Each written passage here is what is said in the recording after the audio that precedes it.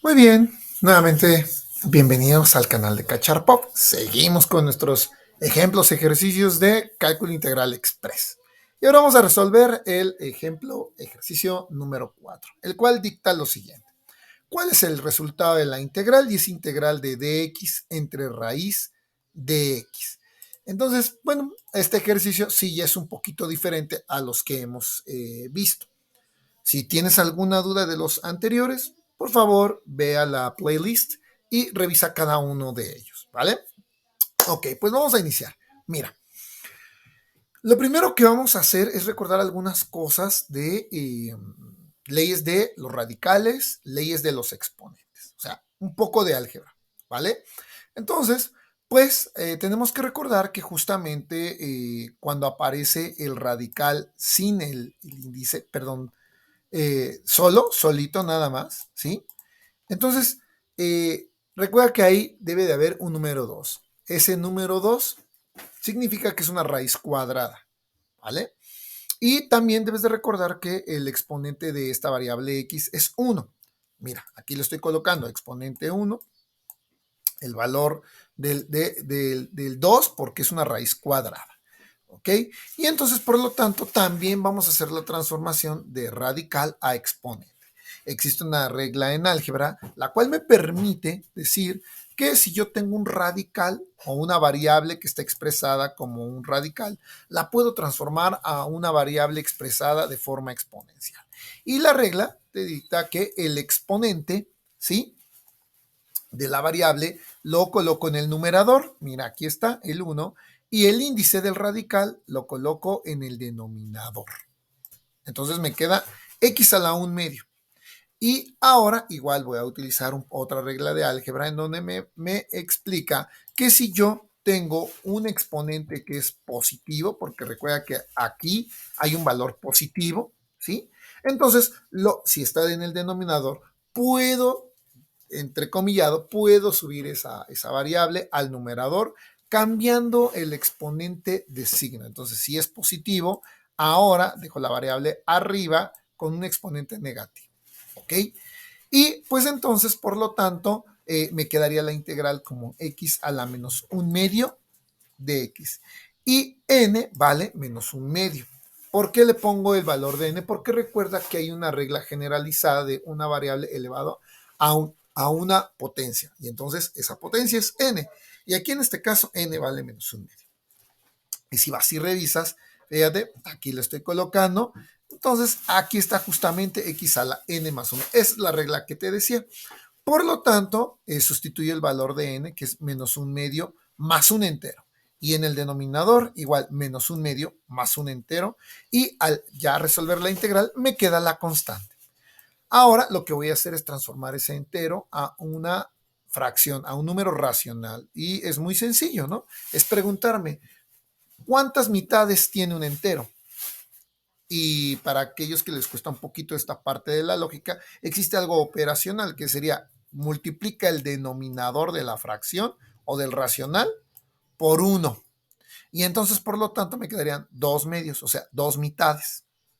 Y va a pasar lo mismo en el denominador, mira. Y por lo tanto, entonces vamos a simplificar. Son del mismo denominador, son medios. Entonces sumo algebraicamente los numeradores. Y entonces debo un peso, pago 2, están de acuerdo que me regresan de cambio un peso. Es decir, menos un medio más 2 medios me da positivo un medio. Y lo divido entre un medio porque es la misma operación en el denominador. Bueno, pues ahora, ¿qué voy a hacer? Pues voy a aplicar esa tan famosísima ley del sándwich, o sea, de la ley de la división de los números racionales. Pero como x a la 1 medio no tiene denominador común, yo lo agrego, le pongo entre 1. Y ahora sí ya tiene numerador y denominador. El numerador va a decir, oiga, ¿dónde sacó el 1? Acuérdate que el coeficiente que está ahí es 1, por omisión, por default. Y ahora sí aplico la tan famosísima ley del sándwich, extremos por extremos, y me quedaría 1x a la 1 medio por 2, me queda 2x a la 1 medio. Internos por internos, por 1 por 1, pues por 1, ahí está, 2 entre 1, me queda 2. Y listo, me queda 2x a la 1 medio más una constante. Ah, mira, este es un resultado preliminar. Entonces, lo que vas a hacer a continuación es recordar que si lo encontraste como radical, lo correcto, bueno, no lo correcto, digamos lo de etiqueta, sería dejarlo como radical. Entonces, nuevamente te acuerdas que el numerador le pertenecía como exponente a la variable y el denominador le pertenecía como índice al radical. Entonces, el resultado sería 2 raíz cuadrada de x a la 1 más una constante. Si yo en el siguiente paso nada más, como en un inicio, lo dejo el radical sin el índice y el exponente, y la variable con el exponente oculto, por así mencionarlo, pues me queda que es 2 raíz más de x más una constante. Este ya es el resultado, aquí está. Nuevamente, esta es la familia de curvas primitiva, que cuando yo la derivo, me debe dar el argumento de la integral. Y miren, como los otros ejercicios ya había hecho varios de ellos, aquí sí voy a hacer la comprobación. Aquí voy a comprobar, ¿no? No se le queda la comprobación al espectador, se le queda al docente, al super teacher, al profe, ¿vale? Y entonces, por lo tanto, a ver, yo la voy a resolver. Entonces, para resolverla, pues voy a tener que derivar. ¿Ok? Entonces lo que voy a hacer es, tengo esa función y voy a derivar. Por lo tanto, entonces voy a derivar con respecto a la variable independiente x. ¿Y qué hago? Mira, derivo es una igualdad. Aplico el operador derivada del lado izquierdo de la identidad. Aplico entonces el operador derivada del lado derecho de la identidad. ¿Por qué? Porque recuerda que para la matemática es como si estuvieras en una balanza. Entonces, tú aplicas un operador de un lado, se desequilibra la balanza para volverla a equilibrar, aplicas el operador del otro lado. Ahí está. Y entonces, si yo derivo a esta función con respecto a x, voy a utilizar la notación clásica, ¿no? Y el resultado sería y', la derivada, ¿no?